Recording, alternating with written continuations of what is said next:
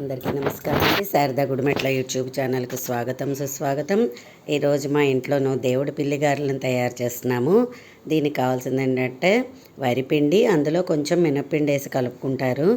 అలాగే మన దగ్గర లేదు అన్న పక్షంలో మనం దోశపిండి జనరల్గా గట్టిగా రుబ్బుకుని ఉంచుకుంటాం కదా, అది ఒక గరిటెడు తీసుకుని దాంట్లో వరిపిండి వేసుకుని కూడా కలుపుకొని అప్పటికప్పుడు మనం గమ్మున చేసుకోవచ్చు. దానిలో యాడెడ్ ఇంటూ వాము, నువ్వుపప్పు, సాల్ట్ వేసి మనం చపాతీ పిండిలా కలిపేసుకోవాలి. అమ్మమ్మ చూసారా ఎలా ఉండలు తయారు చేస్తుందోను.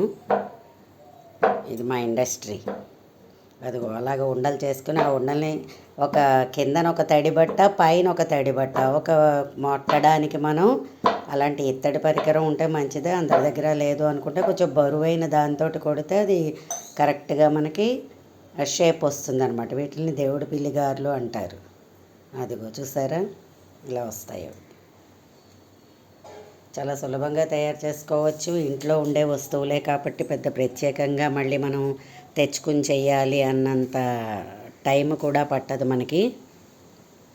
చూసారా ఇగో ఒకవైపు వేయించాము. దేవుడి పిల్లి గారెలు రెడీ అయిపోయాయి. స్నాక్ ఐటెం పిల్లలకు కూడా బాగుంటుంది. అదే చెక్కవాళ్ళు అని అంటున్నారు ఇప్పుడు పెద్ద పెద్దగా చేసి. పూర్వం వీటిని దేవుడి పిల్లి గారెలు అనేసి అని అనేవారు. ఎందుకంటే వరిపిండితోటి చేస్తారనేసి మనం రౌండ్గా ఉండలు తయారు చేసేసుకుని అగో అమ్మమ్మ ఉండలు తయారు చేసేస్తుంది. చూసారా అదిగో.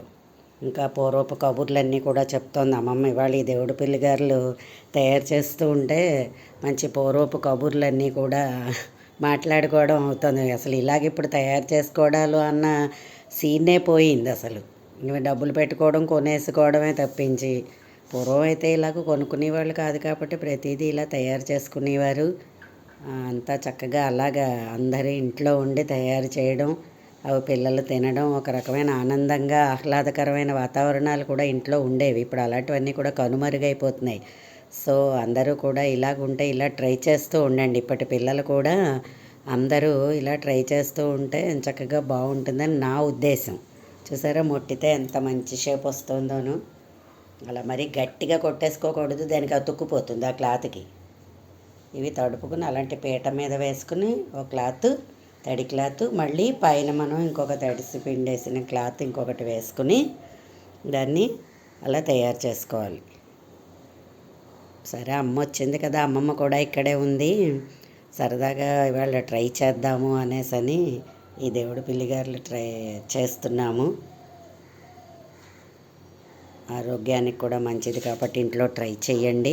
ఏంటంటే ఆదివారం నాడు అది మొదలు పెట్టుకున్నారంటే చక్కగా పిల్లలు ఉంటారు కాబట్టి వాళ్ళకి నేర్పించినట్టుగాను ఉంటుంది, వాళ్ళకి ఒక పని చేసినట్టుగాను ఉంటుంది. ఏదైనా సరే మనం అలా నేర్పించడంలోనే ఉంటుంది పిల్లలకి.